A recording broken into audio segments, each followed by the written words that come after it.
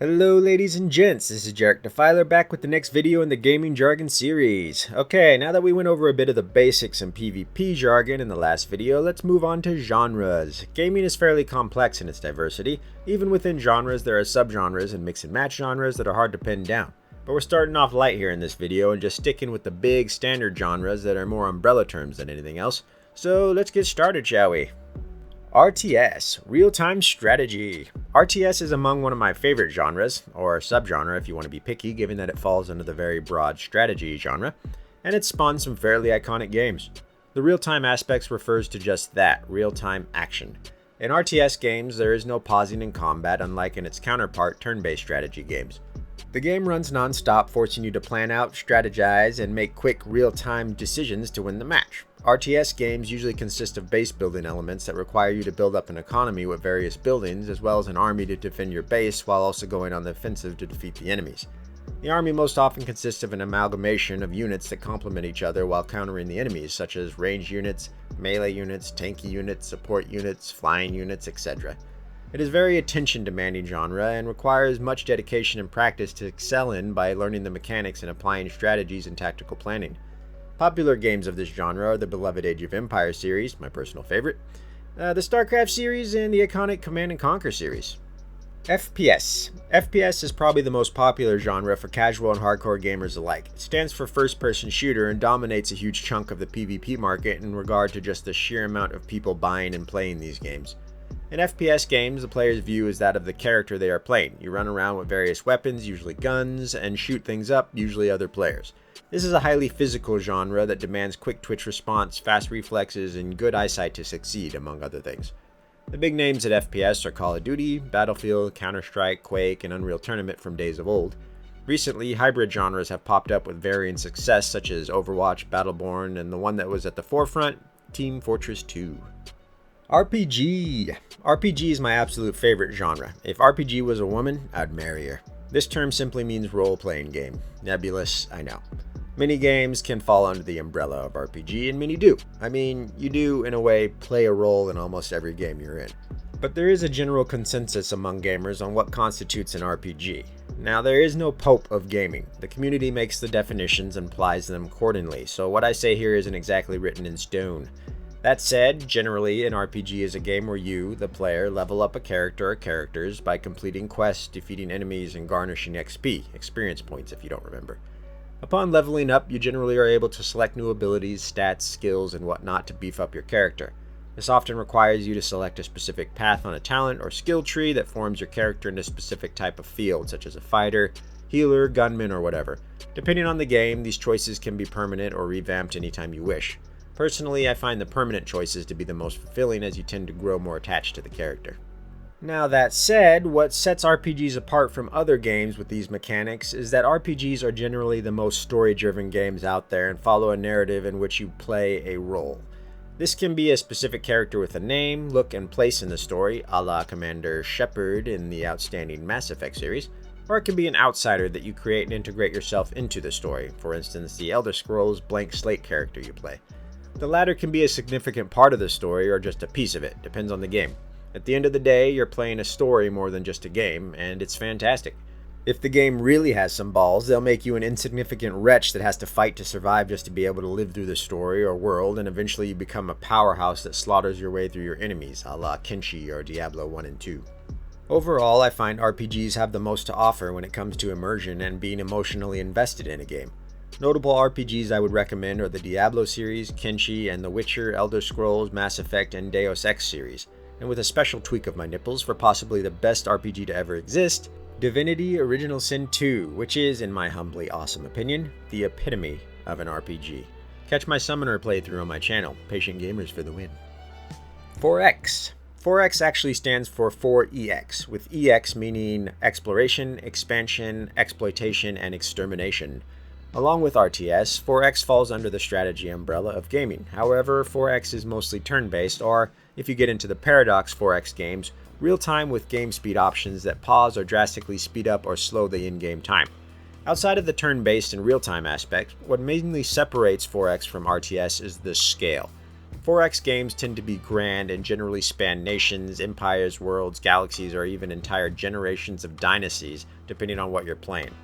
Unlike RTS, where combat is a major staple and often needs to be micromanaged, 4X combat is mostly done automatically and more rarely. With 4X, the focus is mainly on conquering through expansion and even diplomacy.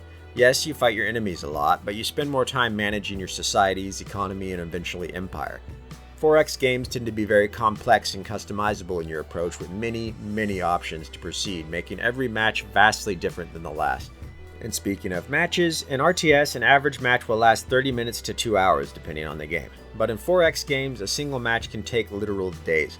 We're talking dozens of hours. I love 4X games, but for a noob gamer, they may be a bit daunting as they require a great deal of learning to understand what's going on. I mean, look at this. That said, for those who are interested, some great 4X titles I would recommend are Stellaris, Crusader Kings, and the Civilization series, number 5 being my favorite. Moba, Multiplayer Online Battle Arena. MOBAs spawned from the Dota mod in Warcraft 3. This is perhaps one of the most successful esports genres to come to the market, with the most popular MOBA games being League of Legends and Dota 2. The winnings for some of the bigger tournaments have been in the millions. Big business MOBAs. Anywho, MOBAs mostly intermingle PvP with PvE, player versus environment, by having the opposing player's team not only fight themselves, but various minions and monsters on the map. MOBAs are traditionally top-down isometric viewpoint on a map with 3 lanes. Either team must escort minions in each lane to push their enemies back and try and topple the towers of the opposing team, eventually reaching their main base and destroying it. Each player plays just one character on average, and they level up throughout each match, selecting skills, customizing abilities, and/or buying items to customize their builds and power. Now a noob might hear this and think, "But Jarek, that sounds like an RPG!" Well, not quite. In RPGs, the leveling and customizing system spans across the entirety of the game, which would be like 20, 30 to 200 hours depending on the title, it just depends. In MOBAs, each map you level your character up to max level if you can, and then once the match is over, that's it. You have to level up again in the next match. Also, each map lasts roughly 15 to 45 minutes depending on the game, and there's no deep story that drives the gameplay. It's just a go in and smash kind of deal. MOBAs are a good fit for people that just want complex, competitive, but short gameplay. The big ones have modes where you can play against just NPCs, so if you want to learn the game or just want a more casual match, go for it. But like many PvP games involving multiple characters and abilities, MOBAs suffer from the dreaded nerf/buff balancing cycle that plagues so many PvP games. MOBAs are also a tough market to break into as a developer because League of Legends and Dota 2 completely dominate it. Therefore, there aren't really a great deal of them. You do have other big titles that popped up like the extremely poorly mismanaged Heroes of the Storm from Activision Blizzard, but even that behemoth of a studio couldn't stand up to League and Dota, and now HOTS player base is basically minuscule compared to what it once was. Unfortunate, as MOBA is a great genre that I would love to see some new innovations come out of. As of now, the formula has been the same for the longest time. Don't fix what isn't broken, I guess, and the genres have been fairly tried and true. Still, we could use some creativity and imagination in the MOBA department, methinks. MMORPG. Here's a mouthful for you. Massive multiplayer online role-playing game, aka MMORPG, or MMOG. This genre has found itself to become saturated with knockoffs, rip-offs, and wannabes over the past couple decades. There are so many MMORPGs out there, most dead and buried, that it's a fairly difficult genre to pin down, but ultimately, they all do have a baseline.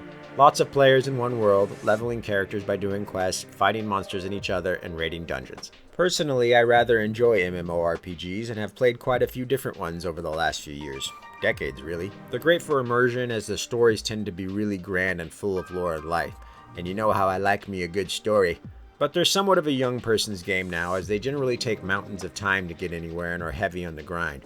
Although World of Warcraft, the big one, has remedied a lot of these issues by casualizing the gameplay loop. Speaking of, some of the main MMORPGs out there would be World of Warcraft, Guild Wars 2, Final Fantasy XIV Online, the niche EVE Online, and a fuck ton of Korean ones.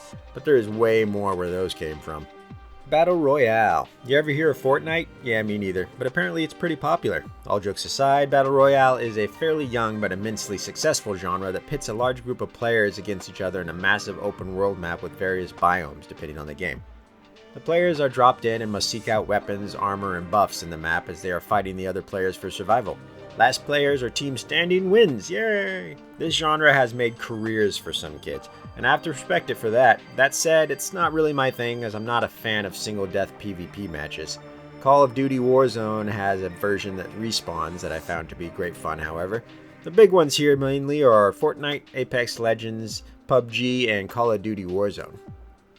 Simulators. Simulation games are a successful genre that entails you basically doing a job, be it farming, truck driving, building an amusement park or city, or even running a gaming studio. But don't let that description fool you. They tend to be much more fun than you'd think, and ultimately they're the more relaxing of all the genres. If you want to just chill at the end of the day, start up some farming simulator and just plow some fields and sow some seeds. Not a bad way to tone down the brain. Big simulator titles include SimCity, Flight Simulator, The Sims, Farming Simulator, and Euro Truck Simulator. Just look for sim or simulator in the title. Fighting and racing games. I'm just going to clump these together because they're fairly self-explanatory. Racing games, you race shit. Fighting games, you fight shit. Usually one-on-one like Mortal Kombat, Street Fighter, and Tekken. Not really much to cover here. Well, that just about finishes the basics of the genres. Think I'll end the video here. We'll go into more depth about subgenres and advanced jargon in future videos. For now, this should help with getting a grasp on what us gaming dweebs mean when we talk all this shit. So stay tuned for more videos. Like, subscribe, and share if you'd be so kind. This has been Jarek Defiler. Have a good morning, afternoon, evening, or night, depending on where you are. I'm out.